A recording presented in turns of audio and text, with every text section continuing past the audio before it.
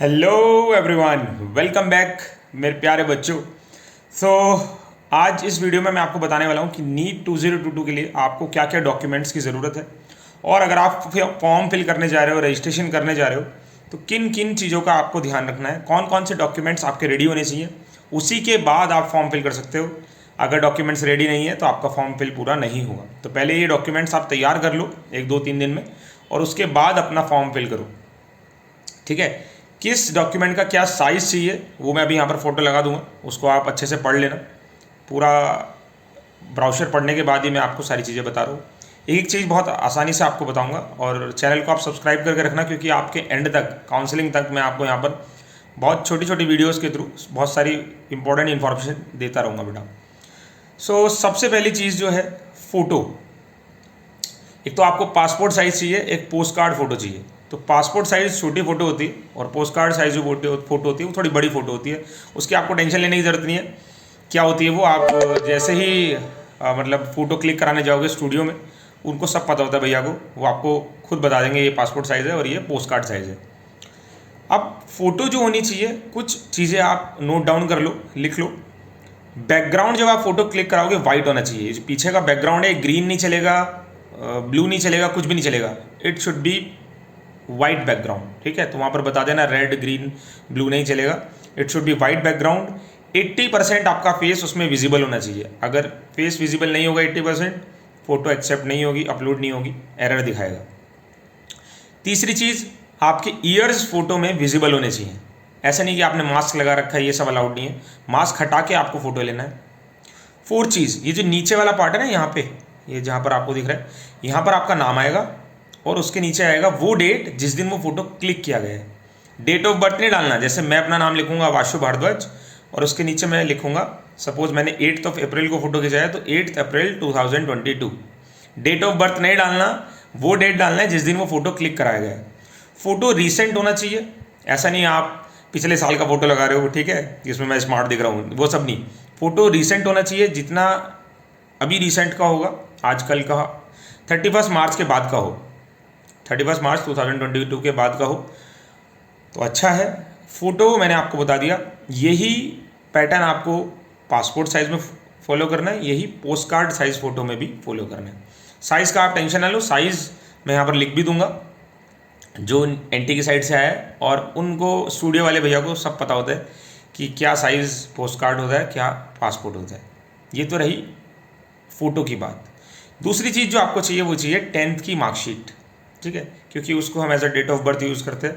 तो 10th की marksheet आपको लगेगी, डिजी लॉकर से आप डाउनलोड भी कर सकते हो, या फिर आपके पास होगी तो वो स्कैन होगी, तो वो आप अच्छे से अपने साथ रखो, उसकी ज़रूरत पड़ेगी। 11th क्लास की मार्कशीट की तो ज़रूरत नहीं है, 11th क्लास की डिटेल्स की ज़रूरत है। तो आप अपने जहाँ से भी आपने क्लास 11th की है, वहाँ से वो डिटेल्स मंगा लो, या जाके ले आओ। बहुत ही बेसिक डिटेल्स हैं कि कितने मार्क्स आए, कब किया तुमने 11th, ब्ला ब्ला ब्ला। ठीक है, वो बहुत मतलब इजी डिटेल्स हैं, आपको आसानी से मिल जाएंगी। अगर किसी बच्चे ने गैप लिया है ना, ड्रॉप लिया है किसी भी रीज़न से, तो उसका एक एफिडेविट लगेगा। उसके लिए आपको बहुत ज़्यादा टेंशन लेने की ज़रूरत नहीं है। भैया, दीदी, मम्मी, पापा को, किसी को भी बोल देना, कोर्ट कचहरी में जाके एक सिंपल एफिडेविट बनवाना होता है कि इस ईयर में हमने गैप लिया था, so and so, that's it. वो अपलोड होता है। ये सिर्फ उन्हीं के लिए है जो गैप लेंगे।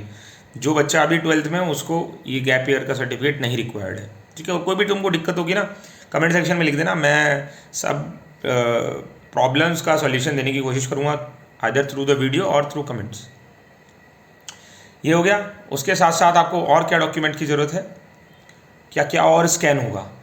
तो डॉक्यूमेंट्स में फिर अगर आप फिजिकली डिसेबल्ड हैं तो उसका एक सर्टिफिकेट लगेगा। ठीक है, या फिर अगर और किसी कास्ट सर्टिफिकेट है ना, अगर आप जनरल को छोड़ के ओबीसी या एससी एसटी कैटेगरी में आते हैं तो उसका एक सर्टिफिकेट लगेगा।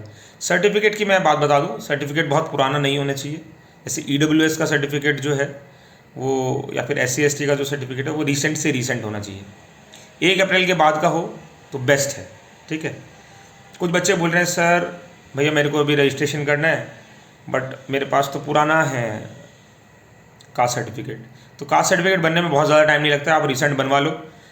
क्या मैं पुराने वाले से रजिस्ट्रेशन कर सकता हूँ? आप रजिस्ट्रेशन कर सकते हो, फिर जब करेक्शन विंडो आएगी तब आपको थोड़ा अटेंटिव रहना होगा।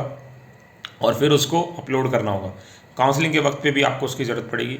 तो अभी आप रजिस्ट्रेशन कर सकते हो, बट ध्यान रखना करेक्शन विंडो में आपको उसको अपलोड करना होगा, नया कास्ट सर्टिफिकेट, या आप अभी पहले बनवा लो 2-3 दिन और फिर अपलोड करो। ठीक है, ये कुछ इंपॉर्टेंट डॉक्यूमेंट्स हो गए। इसके साथ साथ इस बार सिग्नेचर तो हर बार करना ही होता है। सिग्नेचर कैसे करना है, आपको एक A4 शीट लेना, वाइट शीट जिस पे फोटोकॉपी होती है ना, वो वाला शीट लेना, और उस पर ब्लैक बॉल पॉइंट पेन से जेल वाला नहीं, बॉल, उससे सिग्नेचर करना कॉर्नर पे। ठीक है, और उसको स्कैन कर लेना। तो ये भी आपका बहुत सिंपल काम है, इसमें कोई दिक्कत नहीं है। जो एक और चीज़ एडिशनल स्कैन होनी है, अब तक क्या होता था, थंब इम्प्रेशन स्कैन होते थे लेफ्ट साइड का, है ना। इस बार उन्होंने क्या किया, ये जो फिंगर का ये वाला पार्ट दिख रहा है ना आपको, यहाँ से लेके टिप से लेके यहाँ तक, ये जो लाइन है यहाँ तक, चारों फिंगर और थंब, लेफ्ट हैंड का भी और राइट हैंड का भी, दोनों का इम्प्रेशन लगेगा। और ये जो इम्प्रेशन होना चाहिए, ये ब्लू इंक पैड से आप लोगे। तो इंक पैड होते हैं, है ना, वो लेना है आपको, और चारों फिंगर और थंब को आपको उसके अंदर अच्छे से प्रेस करना है, तो आपके हाथ पे इंक लग जाएगी। और फिर वहाँ पर शीट पे, वाइट शीट पे आपको इम्प्रेशन लगा देना है, लेफ्ट हैंड से भी राइट हैंड से भी, और उसको स्कैन कर देना है, अपलोड कर देना है। ठीक है, ये जितने भी डॉक्यूमेंट्स मैंने बताए आपको, इन सब का क्या साइज़ होना चाहिए, वो यहाँ फ़ोटो में मैंने डाला है, स्टार्टिंग में भी डाला था, वो साइज़ आप देख सकते हो। ठीक है, तो ये सारे इंपॉर्टेंट डॉक्यूमेंट्स थे, बिल्कुल लाइन बाय लाइन मैंने आपको बताए हैं। मैक्सिमम चीज़ें मैंने आपको बता दी। और कोई डाउट है तो आप कमेंट सेक्शन में डाल देना, मैं आपको उसका जल्दी से जल्दी और सही इन्फॉर्मेशन देने की कोशिश करूँगा। और ये वीडियो बाकी अपने एस्पिरेंट्स, बाकी बैचमेट्स को भी बताओ, क्योंकि क्या होता है कि बहुत गलतियाँ हो जाती हैं बच्चों से और फिर बहुत टेंशन रहता है। और इसी के साथ साथ आप एक चीज़ और कर लेना बेटा, एक पर्सनल ईमेल आईडी और एक मोबाइल नंबर ऐसा जिसको आप अगले 7-8 महीने तक चलाने वाले हो, क्योंकि पेपर होगा, फिर काउंसलिंग होगी, फिर एडमिशन होगा, तो वो नंबर पे ही आपको NTA कांटेक्ट करेगा। अगर आपने कोई फ़ोटो अपलोड की और उसमें कुछ एरर है, तो आपकी ईमेल आईडी पे NTA बताएगा कि फ़ोटो में एरर है, उसको करेक्ट कीजिए, या फ़ोन नंबर पे मैसेज करेगा, या फिर आप जब लॉगिन करोगे तो वहाँ पर शो करेगा कि ये फ़ोटो में कुछ एरर है। तो आप एक नंबर और एक ईमेल आईडी वैलिड, है ना, जिसका पासवर्ड आपको याद हो, वो आप रेडी कर लो। ये सब चीज़ें अगर आपकी रेडी हैं तो आप फॉर्म फिल करने के लिए रेडी हो। ठीक है, और कुछ रहेगा तो नेक्स्ट वीडियो में हम उसको कवर करते हैं। बाय बाय बच्चों।